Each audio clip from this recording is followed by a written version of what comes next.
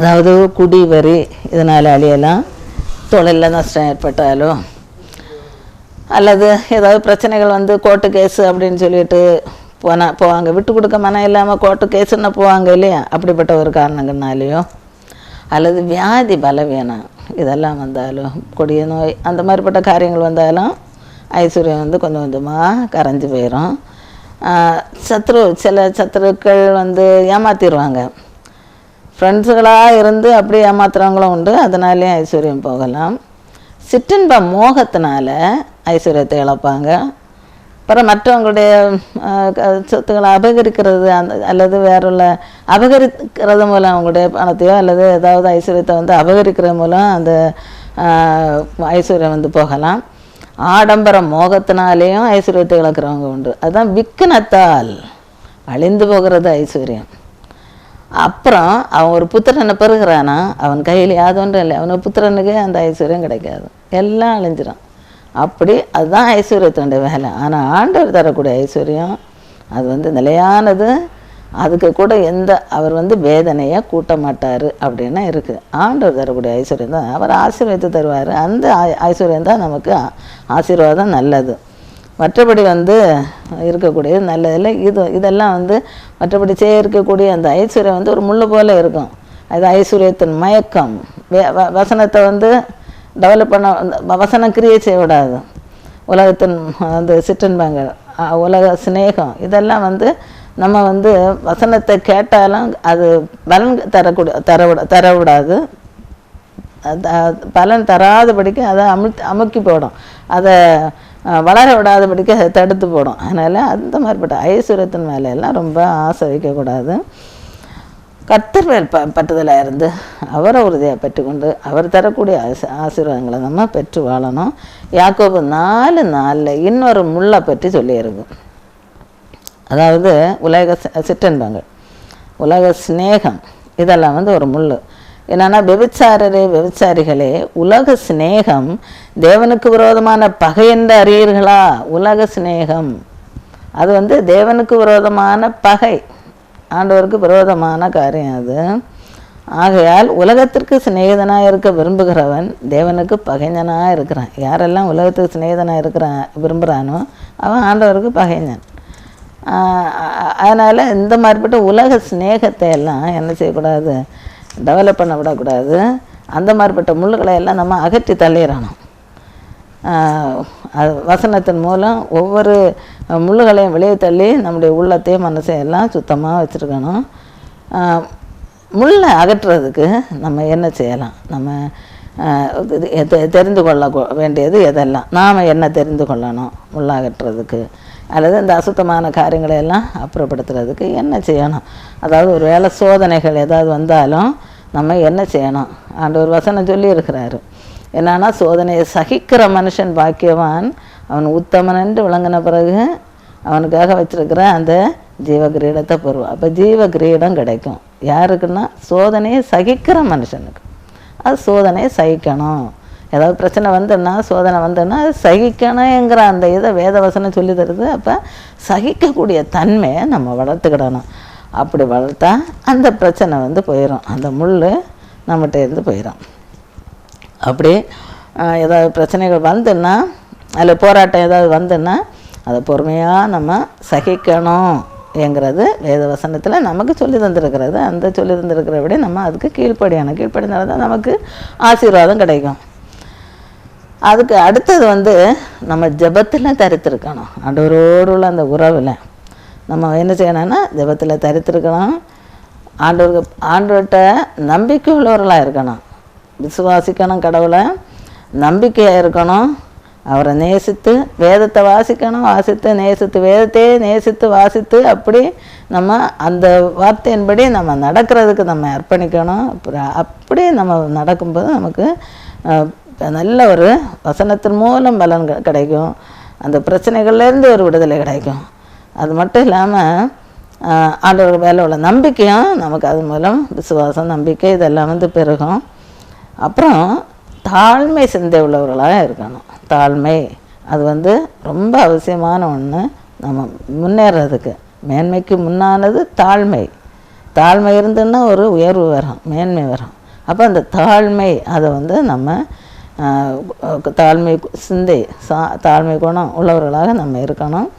இச்சை அடக்கம் உள்ளவர்களாக இருக்கணும். உலக இச்சைகள், உலக ஆசாபாசங்கள், உலக மாய்மாலங்கள் அதுகளில் எல்லாம் உள்ள நாட்டத்தை குறைச்சிட்டு தேவன் பேரில் உள்ள ஆசை, அவருக்கு வேதத்தில் உள்ள அந்த வாஞ்சை, அதில் வந்து நம்ம நாட்டம் கொண்டவர்களாக இருக்கணும். அந்த உலக ஆசாபாசங்கள் இச்சைகளில் உள்ள அந்த இதுகளை எல்லாம் விட்டுறணும். அதெல்லாம் ஒரு முள் போல தான், அது நமக்கு கேடை தான் உண்டாக்கும், ஆசீர்வாதத்தை தராது அந்த இச்சைகள். அதனால் எந்த இச்சைகள் இருந்தாலும் அந்த இச்சைகளை வெளியே தள்ளிக்கிட்டு, நமக்கு உள்ளத்துலேயோ மனசுலையோ இருதயத்துலையோ எங்கே இருந்தாலும் அந்த இச்சைகளை வெளியே தள்ளிட்டு நம்ம வந்து வேதத்தின் மேலே அல்லது கர்த்தர் பேரில் நம்பிக்கை வைத்து ஆண்டவரை நம்ம நேசித்து அப்படி நம்ம வாழ்ந்தோன்னா நமக்கு ஆசீர்வாதம். அன்புள்ளவர்களாக இருக்கணும். அன்பு சகலத்தையும் செய்யும், சகலத்தையும் செய்யவில்லை தான் அன்பு. அது வந்து ரொம்ப அவசியம். அன்புள்ளவர்களாக மாறணும். ஆண்டவரை நேசிக்கணும், உலகத்தில் உள்ள சக மனிதர்களை நேசிக்கணும், எல்லாத்தையும் நேசிக்கணும். அதாவது அந்த மற்ற அன்பு இல்லை, தெய்வீக அன்புள்ளவர்களாக நம்ம காணப்படணும். அந்த மாதிரி இருந்தால் கர்த்தருடைய ஆசீர்வாதம் வேதத்தின் மூலமும் நமக்கு வேத சத்தியத்தை அறிகிறது மூலம் நமக்கு ஒரு ஆசீர்வாதம் வந்து கிடைக்கும். ரோமர் 12:12 என்ன சொல்லியிருக்குன்னா, நம்பிக்கையிலே சந்தோஷமாக இருங்கள், உபத்திரவத்திலே பொறுமையாக இருங்கள், ஜபத்திலே உறுதியாய் தரித்திருங்கள் அப்படின்னு சொல்லியிருக்கு. நம்பிக்கையிலே சந்தோஷமாக இருங்க. ஆண்டவர் நம்பினா அதில் சந்தோஷமாக இருக்கணும். உபத்திரவத்தில் என்ன செய்யணுமோ பொறுமையாக இருக்கணும். அதாவது அந்த பொறுமையை விட்டுறக்கூடாது. பொறுமையிலே நீடிய பொறுமை உள்ளவர்களாக இருங்கள்னு தான் வேதத்தில் சொல்லியிருக்கு. ஆவியின் கனி அன்பு, சந்தோஷம், சமாதானம், சாந்தம், இச்சை அடக்க, நீடிய பொறுமை, தயவு, இந்த மாதிரி 9 கனி வந்து சொல்லியிருக்கிறாங்க. அதில் சாந்தம், அது சாந்தம் உள்ளவங்களாக, தயவுள்ளவர்களாக, இச்சை அடக்கம் உள்ளவர்களாக, இச்சை அடக்கம் அது நமக்கு வேணும். அதுபோல் பொறுமை, அதில் நீடிய பொறுமை அது வந்து வேணும். பொறுமை உள்ளவர்களாக, உபத்திரவத்தில் பொறுமையாக இருக்கணுமா, ஜபத்தில் உறுதியாக தரித்திருக்கணும். ஜபத்தில் உறுதியாக தரித்திருந்தாலே நமக்கு வந்து ஜெய வாழ்வு தான், ஜெயம் பெறலாம் எல்லாத்துலேயும். அந்த இது வந்து ரொம்ப அவசியம். இந்த மாதிரிப்பட்ட காரியங்களில் நம்ம ஈடுபடும்போது நமக்கு கண்டிப்பாக எந்த சோதனை, வேதனை, உபத்திரம் வந்தாலும் அதிலேருந்து அதையெல்லாம் நம்ம மேற்கொண்டு ஒரு தேவ வாழ்க்கை வாழ முடியும். ரெண்டாவது வந்து நம்ம ஆண்டவரை உறுதியாக பற்றிக்கொள்ள வேண்டியது ரொம்ப அவசியம். ஆண்டவர் காட்டக்கூடிய வழியில் நம்ம நடக்கணும். யோவான் 16:33 என்ன சொல்லியிருக்குன்னா, உலகத்தில் உங்களுக்கு உபத்திரம் உண்டு, ஆனாலும் திடன் கொள்ளுங்கள், நான் உலகத்தை ஜெயித்தேன் என்றார். அதாவது உலகத்தில் உங்களுக்கு உபத்திரம் உண்டு, உபத்திரம் எல்லாம் வந்து உபத்திரம் வராமல் இருக்கும் அப்படின்னு எல்லாம் சொல்ல முடியாது. மனுஷனாக இருந்தால் உபத்திரம், சோதனை, வேதனை எல்லாம் வரும். அதையெல்லாம் தாங்கிறதுக்குள்ள அந்த சக்தியை பெறுகிறதுக்கு தான் இந்த வேத வசனங்கள் நமக்கு உதவி செய்யுது. வேத வசனத்தை வாசிக்கணும், அதை தியானித்து அதன்படி நடக்கும்போது நமக்கு இந்த உபத்திரம் எல்லாம் வந்தாலும் அதையெல்லாம் மேற்கொள்ளக்கூடிய அந்த வலிமை வந்து நமக்கு கிடைக்கும். அதனால் அது மட்டும் இல்லை, ஆண்டவர் என்ன சொல்கிறாருன்னா உலகத்தில் உங்களுக்கு உபத்திரம் உண்டு, ஆனாலும் திடன் கொள்ளுங்கள். நீங்கள் திடன் கொள்ளுங்கள். ஏன்னா நான் உலகத்தை ஜெயித்தேன் அப்படின்னு ஆண்டவர் சொல்கிறாரு. உலகத்தை ஜெயித்த ஆண்டவர் நம்மோடு இருந்தால் நாம் என்ன செய்யலாம்? உலகத்தையும் ஜெயிக்கலாம், எல்லாத்தையும் ஜெயிக்கலாம். அதனால் ஆண்டவரை உறுதியாக பற்றிக்கொள்ளணும். அவர்கிட்ட நம்பிக்கை உள்ளவர்களாக இருக்கணும். அவரை நம்பி விசுவாசித்து அவரை சார்ந்து ஜீவிக்கணும். அதை எப்படி சார்ந்து ஜீவிக்கணுங்கிறத வேதத்தில் சொல்லியிருக்கு. அந்த வேதத்தை படித்து அதை தெரிஞ்சுக்கிடணும். அப்புறம் வந்து நம்ம மேலானதை தெரிந்து கொள்ள வேண்டும் அப்படின்றது பல்லவர சிந்தை உள்ளவர்களாக இருக்கணும். காணப்படாதவைகளை நம்ம நோக்கி இருக்கணும். அது பல்லவ சிந்தை உள்ளவர்களாக, அதுதான் மேலானது. நம்ம பார்க்க முடியாது இப்போதைக்கு. அதனால் அந்த மேலான சிந்தை உள்ளவர்களாக நம்ம காணப்படணும் என்கிறத 2 கொரிந்தியர் 4:17 வாசித்தா தெரிஞ்சுக்கலாம். மேலும் காணப்படுகிறவைகளை அல்ல, காணப்படாதவைகளை நோக்கி இருக்கிற நமக்கு அது சீக்கிரத்தில் நீங்கும் லேசான நம்முடைய உபத்திரவம் மிகவும் அதிகமான நித்திய கன மகிமையை உண்டாக்குகிறது அப்படின்னு சொல்லியிருக்கும். அதாவது அதி சீக்கிரத்தில் நீங்கும் லேசான நம்முடைய உபத்திரம் வரும் இல்லை, அந்த உபத்திரம் லேசான உபத்திரம் தான். அதுவும் என்னது சீக்கிரமாக நீங்கி போகுமா. அந்த உபத்திரம் அப்படியே இன்றைக்கும் அப்படியே நிலச்சிருக்கிற இல்லை, சீக்கிரமாக நீங்கி போகக்கூடியது தான் இந்த உபத்திரம். இது வந்து இப்போ நம்ம உபத்திரவப்பட்டோன்னா அது பிறகு என்ன செய்யுதுன்னா நமக்கு அதிகமான மிகவும் அதிகமான நித்திய கன மகிமையை நமக்கு உண்டாக்கி தருமா. இப்போதைக்கு நம்ம அந்த உபத்திரத்தை சகிச்சோன்னா நமக்கு நித்திய கன மகிமையை நம்ம பெற்றுக்கொள்ள முடியும். அதுக்கு எக்ஸாம்பிள் வந்து நம்ம இந்த யோபு வாழ்க்கையில், அவனுக்கு வாழ்க்கையில் பயங்கரமான உபத்திரம், பயங்கரமாக, ஆனால் எல்லாத்தையும் பொறுமையாக சகித்தான். கடைசியில் என்ன ஆச்சுன்னா 2 மடங்கு ஆசீர்வாதத்தை பெற்றுக்கொண்டான். அதுபோல் யோசேப்பு, அவனும் ஆரம்பத்திலேருந்து கடைசி வரையில் என்ன செய்கிறான்னா உபத்திரம் கொஞ்சம் கொஞ்சம் வரக்கூடிய உபத்திரங்களையெல்லாம் அவன் சகிக்கிறான். கடைசியில் அவனுக்கு தேசம் முழுவதுக்கும் அவன் அதிகாரியாக மாறுகிறான். அந்த மாதிரி உபத்திரவங்களை சகிக்கக்கூடிய அந்த தன்மை நமக்கு வேணும். வேதத்தை வாசிக்கிறவங்கள நமக்கு வந்து அது கிடைக்கும். அது மட்டும் இல்லாமல் சகிச்சேன்னா நமக்கு என்ன செய்யுதுன்னா மிகவும் அதிகமான நித்திய கன மகிமையை அடைய முடியும். அது நமக்கு உண்டாக்கும். நம்ம அதை பெற்றுக்கொள்ளலாம். அடுத்தது வந்து நம்மகிட்ட இருக்கக்கூடிய ஒரு முள்ளு போலத்தது அல்லது நமக்கு தேவையில்லாத ஒன்று, நம்ம அகற்ற வேண்டிய ஒன்று என்னன்னா பண ஆசை. அதாவது பண ஆசை வந்து எல்லாத்தையும் வேற இருக்குது அப்படின்னு போட்டிருக்கு. 1 தீமோத்தேயு 6:10. பண ஆசை எல்லா தீமைக்கும் வேற இருக்கிறது. சிலர் அதை இச்சித்து விசுவாசத்தை விட்டு வழுவி அநேக வேதனைகளாலே தங்களை உருவ குத்தி கொண்டிருக்கிறார்கள். பண ஆசையினால் அவங்க என்ன செய்கிறாங்களாம், விசுவாசத்தை விட்டு வழி போயிடுறாங்க. அப்புறம் வேதனை வருது. அந்த வேதனையினால் தங்களை உருவ குத்தி கொண்டிருக்கிறாங்க அப்படின்றது. அதுக்கு ஒரு எக்ஸாம்பிள் வந்து என்ன சொல்லலான்னா, எலிசா தீர்க்கதரிசியுடைய வேலைக்காரன் கேயாசி. அவன் என்ன செய்கிறான், இந்த நாகமானுக்கு குஷ்ரோகம் தீர்ந்ததும் அவனை பின்னால் ஓடி போய் வெள்ளி மாட்டு வஸ்திரம் இதெல்லாம் கேட்டு வாங்குகிறான். வாங்கி அங்கே உள்ள கொண்டு வைக்கிறான். இது வந்து பண ஆசையினால் வந்த ஒரு காரியம், அவன் செய்கிற வேலை. கடைசியில் என்ன ஆச்சு, இவன் பண ஆசையினால இதெல்லாம் கேட்டு வாங்கி கொண்டு வச்சான். அடுத்தது 2 ராஜாக்கள் 5:27 இந்த எலிசா தீர்க்கதரிசி அவன்கிட்ட சொல்கிறாரு, நாகமானுடைய குஷ்ரோகம் உன் சந்ததியாரையும் என்றென்றைக்கும் பிடித்திருக்கேன்னு. இந்த பண ஆசையினால் இந்த மாட்டு வஸ்திரத்தையும் வெள்ளியும் எல்லாம் கேட்டு வாங்கி வச்சான். அதனால் ஒரு பிரயோஜனம் உண்டா? இல்லை. கடைசியில் குஷ்ரோகத்தை தான் சம்பாதிச்சான். இதுதான் அநேக வேதனைகள்னால தங்களை உருவ குத்தி கொண்டிருக்கிறார்கள்னு சொல்கிறது. பண ஆசை எல்லா தீமைக்கும் வேற இருக்குது. அதனால் இந்த பண ஆசைக்கு இடம் கொடுக்கக்கூடாது. அதனால தான் 1 தீமோத்தேயு 6:11 பவுல் சொல்கிறாரு தீமோத்தேயுட்ட, நீயும் தேவனுடைய மனுஷனே இவைகளை விட்டோடி நீதியையும் தேவபக்தியையும் விசுவாசத்தையும் அன்பையும் பொறுமையும் சார்ந்த குணத்தையும் அடையும்படி நாடு. இதெல்லாம் வந்து இந்த முள்ளுகளை எல்லாம் அகற்றக்கூடிய ஒரு ஆயுதம். முள்ளெல்லாம் இதனால் போயிடும். நீதி உள்ளவங்களாக, தேவபக்தி உள்ளவங்களாக, விசுவாசம் உள்ளவங்களாக, அன்பு உள்ளவங்களாக, பொறுமை உள்ளவங்களாக, சாந்த குணம் உள்ளவங்களாக நம்ம மாறும்போது உள்ளுக்குள்ளாலே எந்த முள்ளும் இருக்காது. அந்த கர்த்தருடைய வசனம் ஆசீர்வாதத்தை தரக்கூடியதாக மாறும். அடுத்தது வந்து என்னன்னா, நம்ம வந்து விசுவாசத்தில் நிலைத்திருக்கணும் அப்படின்னு பார்க்குறோம்.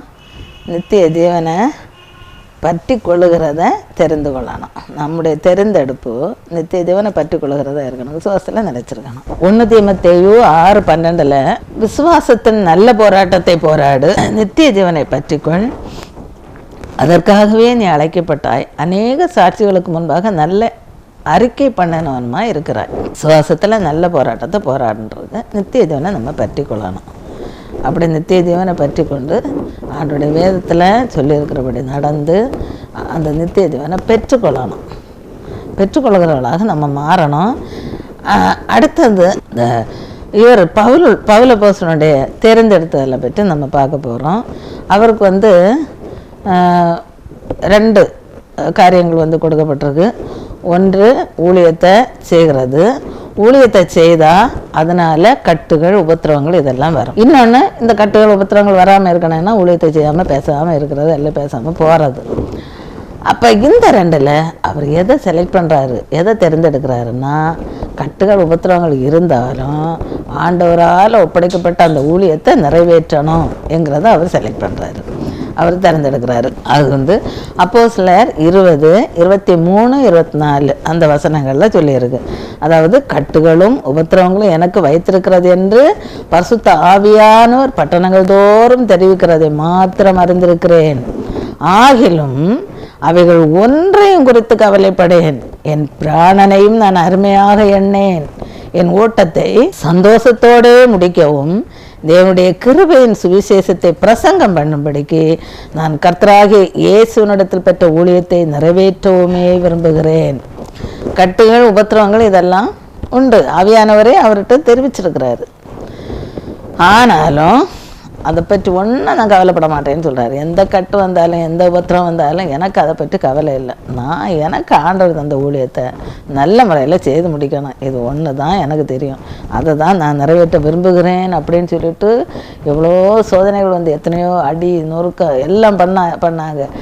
அவருடைய வேதனைகள் எல்லாம் நிறைய வேதனைப்பட்டிருக்கிறாரு. அந்த எல்லா வேதனைகளையும் சகிக்கக்கூடிய கிருபையை கடவுள்கிட்ட பெற்று சகிச்சு கடைசியில் முடிவு வரைந்து நினச்சிருந்து அந்த வாடாத ஜீவகிரீடத்தை போகிறதுக்கு அவர் வந்து ரெடியானார். அதான் இதுகளை பற்றியெல்லாம் நான் கவலைப்படலை. என் பிராணனை கூட நான் அருமையாக எண்ணம் இல்லை.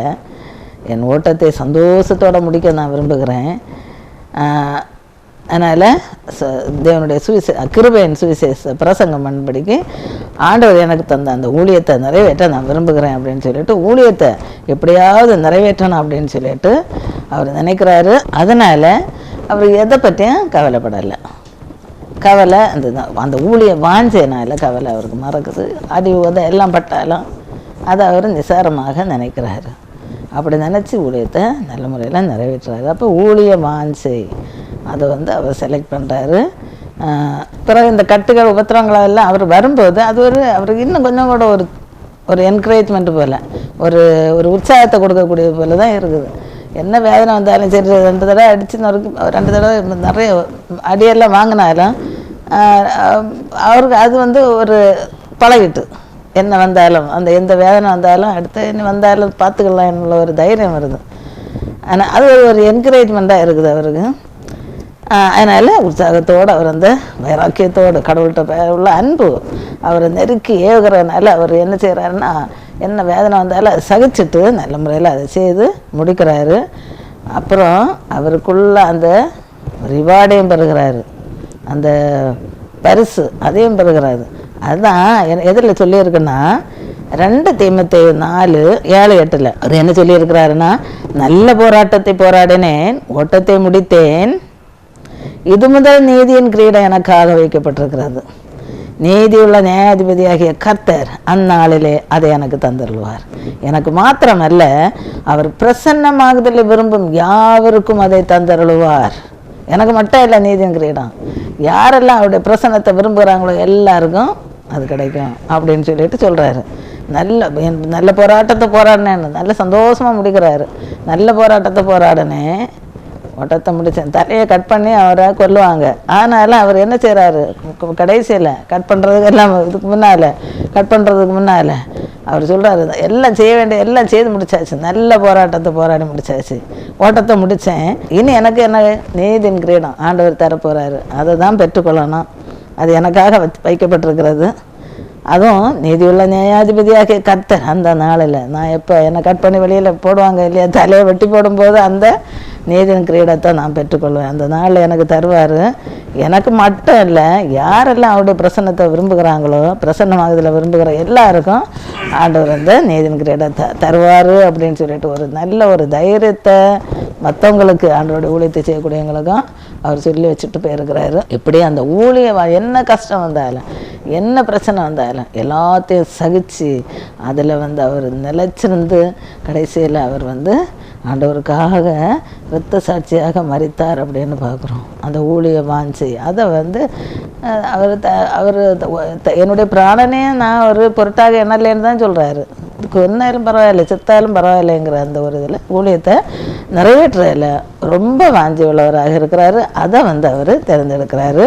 அந்த அப்படியே கஷ்டப்படாமல் இருக்கணும்னு அவர் விரும்பலை, அடி வாங்காமல் இருக்கணும்னு அவர் அதை தேர்ந்தெடுக்கலை.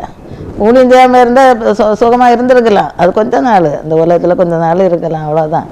ஆனால் அதுக்கு பிறகு பிரயோஜனம் இல்லை. அதனால் அவர் வந்து தைரியமாக அவருடைய அந்த எந்த இது அந்த ஆண்டவர் ஊழியத்தை தைரியமாக அவர் செய்து முடிச்சிருக்கிறாரு. கடைசியில் அவர் வந்து என்ன செய்கிறாருன்னா, ஆண்டவர் கொடுக்கக்கூடிய அந்த நீதியின் கிரீடத்தை பெற்றுக்கொள்ள தயாராக இருந்தார், பெற்றுக்கொண்டார். அடுத்தது யாருடைய தேர்ந்தெடுத்தல் அப்படின்னு சொல்லிட்டு பார்த்தா ஏசா அவனுடைய தேர்ந்தெடுத்தல். ஏசாவை பற்றி நம்ம தெரியும். என்னென்னா, ஏசா வேட்டையாடி போயிட்டு ரொம்ப களைப்பாக வந்திருக்கிறான். வந்தப்போ இவன் வந்து யாக்கோபு கூட வச்சுருக்கிறான். காய்ச்சி நல்ல சிவப்பு கலரில் அட்ராக்ஷனாக அந்த அந்த கூழில் இருந்து மனம் வேறு வருது, கூழுக்கு மனம். இவன் பசியோட வந்திருக்கிறவனுக்கு அதுக்கு மேலே ஒரு நோட்டம் வருது, ஒரு வாஞ்ச ஒரு ஒரு ஒரு எனது ஆசை வருது. பார்க்குறேன் என்ன செய்கிறேன்னா, இந்த கூழ் அவனுடைய சேஷ்ட புத்திர பாகம், இந்த ரெண்டில் அவன் செலக்ட் பண்ணுறது எது அப்படின்னு பார்த்தா, அவன் அந்த சேஷ்ட புத்திர பாகங்கிறது ஒரு பெரிய பிளஸ்ஸிங், ஒரு ஆசீர்வாதம். அந்த ஆசீர்வாதத்தை நெக்லெக்ட் பண்ணிவிட்டு அதை உதறி தள்ளிக்கிட்டு இந்த அற்ப கூழை அவன் தேர்ந்தெடுத்துருக்கிறான். பசினால் அந்த கூழுக மேலே உள்ள ஒரு ஆசை அது வந்ததுனால அவன் இந்த அற்ப கூழை தேர்ந்தெடுத்துருக்கிறான். அந்த மேலான ஆசீர்வாதத்தை என்ன செய்கிறான்னா உதறி தள்ளுகிறான். அதுதான் எபிரேயர் 12:16-17 சொல்லியிருக்கு. ஒருவனும் வேசிக்கலனாகவும் ஒருவேளை போதனத்துக்காக தன் சேஷ்ட புத்திர பாகத்தை விற்று போட்ட ஏசாவை போல சீர்கெட்டவனாகவும் இராதபடிக்கு எச்சரிக்கையாயிருங்கள். ஏனென்றால் பிற்பாடு அவன் ஆசீர்வாதத்தை சுதந்திரித்துக் கொள்ள விரும்பியும் ஆகாதவன் என்று தள்ளப்பட்டதை அறிவீர்கள். அவன் கண்ணீர் விட்டு கவலையோடே தேடியும் மனமாறுதலை காணாமற் போனான். அதாவது ஒருவனும் வேசிக்கலனாகவும், அப்போ அவனுக்கு இந்த ஒரு பாவம் வேற இருக்கு. வேசிக்கலனாகவும் ஒருவேளை போதனத்துக்காக தன் சேஷ்ட புத்திர பாகத்தை விட்டு போட்ட ஏசாவை போல ஒரு வேலை போதனை, ஒரு நேரத்துக்குள்ள அந்த கூழ், அதுக்காக தன்னுடைய சேஷ்ட புத்திர பாகத்தை பெரிய ஒரு ஆசீர்வாதத்தை அவன் செய்கிறான்னா இழந்து போகிறான். அதை விட்டு போட்டானா, அவனுக்கு ஆணையிட்டு கொடுத்தான் அப்படின்றது யாக்கோவுக்கு. அவன் ஆணையிட்டு வாங்கியிருக்கிறான். அவன் அவ்வளவு ஒரு புத்திமான், நல்ல தந்திரசாலி. ஆணையிட்டு அந்த சேஷ்ட புத்திர பாகத்தை அந்த கூழுக்காக அவன் வாங்கியிருக்கிறான். இப்படி அந்த சீர்கெட்டவனாக மாறி இருக்கிறான் ஏசா. பிறகு நல்ல ஆசீர்வாதத்தை சுதந்திரத்து கொள்ளலான்னு பார்த்தானா, ஆனால் அவன் ஆசீர்வாதத்தை பெற்றுக்கொள்ள முடியலை. கண்ணீர் விட்டு கவலையோட தேடி மனமாறுதலை காணாமல் இருப்பானான் அப்படின்னு பார்க்குறோம். இங்கே என்னன்னா, சேஷ்ட புத்திர பாகம் நமக்கு இங்கே பார்க்குறோம். நம்ம இந்த பரலோக ஆண்டவர் கஷ்டப்பட்டு சம்பாதிச்சு வச்சுருக்கிறாரு மேலான பாக்கியம். ஆண்டவர் தன்னையே தியாகம் பண்ணி கல்வாரி சிலுவையில் ஆணிகளால் அறையப்பட்டு அடித்து நொறுக்கி அப்புறம் ரத்தஞ்சிந்தி மரித்து உயிர்த்து மேலான ஒரு பாக்கியத்தை நமக்காக சம்பாதிச்சு வச்சுருக்கிறாரு, பரலோக ராஜ்ய பாக்கியத்தை. அந்த பாக்கியத்தை நாம் இப்படி என்ன செய்யக்கூடாது, இந்த அற்ப காரியங்களுக்காக இழந்து போகக்கூடாது. இங்கே இவனை பார்ப்போம். அதாவது சேஷ்ட புத்திர பாகம், பரலோக ராஜ்ய சுதந்திரம், பரலோக ராஜ்ய பாக்கியம். அதில் ஏசா அடைய முடியலை. அவன் அந்த வேசிக்கலனாகவும் இருக்கிறான் அப்படின்னு பார்க்குறோம். அதான் மனமாறுதலை அவன் அடையலை, ஆண்டவரை தேடலை. ஆனால் யாக்கோபு அப்படி இல்லை. யாக்கோபு என்ன செய்கிறான், எதுக்கு ஆண்டவரை நோக்கி பார்க்குறான், ஜெபம் பண்ணக்கூடியவன். எப்போ ஆண்டவரை, அதாவது அவன் ஆண்டவரிடத்தில் தனித்திருந்து ஜபித்தான் அப்படின்னு சொல்லிட்டெல்லாம் பார்க்குறோம். அது மட்டும் இல்லாமல் ஆண்டவரை உறுதியாக பற்றி கொண்டான். எல்லாத்துக்கும் ஆண்டவர்கிட்ட கேட்டு கேட்டு செய்கிறான். ஆண்டவரை உறுதியாக பற்றி கொண்டான். கடவுளோடும் மனுஷனோடும் போராடி ஜெயித்தான் அப்படின்னு பார்க்குறோம். அதனால இஸ்ரவேலுங்கிற பேர் அவனுக்கு கிடச்சி. அப்போ ஆண்டவர் கடவுளோட போராடி அவன் ஜெயிக்கிறான். இப்போ அப்படி ஒரு ஜெப வீரனாக இருந்து கடவுளோட ஒரு கான்டாக்ட் வச்சுருந்தேன். ஆனால் இந்த ஏசா அப்படி ஒரு கான்டாக்ட் வச்சது போல் தெரியலை. வேசிக்கலனாக மோசமான ஒரு பிஹேவியர் உள்ளவனாக மனமாறுதல் அவன் அடையலைன்னு தான் போட்டிருக்கு. கண்ணீர் விட்டு கவலையோட தேடினானா மனமாறுதலை அடையலை. ஆண்டவரை சரியான முறையில் அவன் தேடையில், ஆண்டவரை நம்பி அவரை சார்ந்து கொள்ளலை. இதனால் அந்த ஆசீர்வாதத்தை மேலான பரலோக ராஜ்ய பாக்கியத்தையும் அவனால் சுதந்திரிக்க முடியலை. இங்கே சேஷ்டபுத்திர பாகத்தையும் அவனுக்கு கிடைக்கல. இந்த மாதிரி ஆசீர்வாதங்களை அவன் என்ன செய்கிறான்னா இழந்து போகிறான் இந்த ஏசா. அப்படிப்பட்ட ஒரு சூழ்நிலையில் நம்ம இருக்கக்கூடாது. யாக்கோபு போல் ஆண்டவரை விடாமல் பற்றி கொள்ளணும். போராடி ஜெயித்த போல் போராடி நம்ம என்ன செய்யணும், நமக்கு தேவையானதை கேட்டு வாங்கிக்கிடணும் ஆண்டவர்கிட்ட இருந்து. இந்த ஒருவேளை கூழுக்காக சேஷ்டபுத்திர பாகத்தை விற்ற போல் இந்த அற்பகால சந்தோஷத்திற்காக இந்த உலக ஆசாபாசங்கள் இச்சைகளுக்காக நம்ம மேலான பாக்கியத்தை ஆண்டவர் வச்சுருக்கிற அந்த மேலான பாக்கியத்தை இழந்து போகக்கூடாது. அதனால் நம்ம கவனமாக இருக்கணும். இதுலேயும் ஏசாவை போல் ஏசாவை நினச்சி அவன் இழந்து போன போல் இழந்து போகாதபடிக்கு நம்ம கவனமாக இருக்கணும்.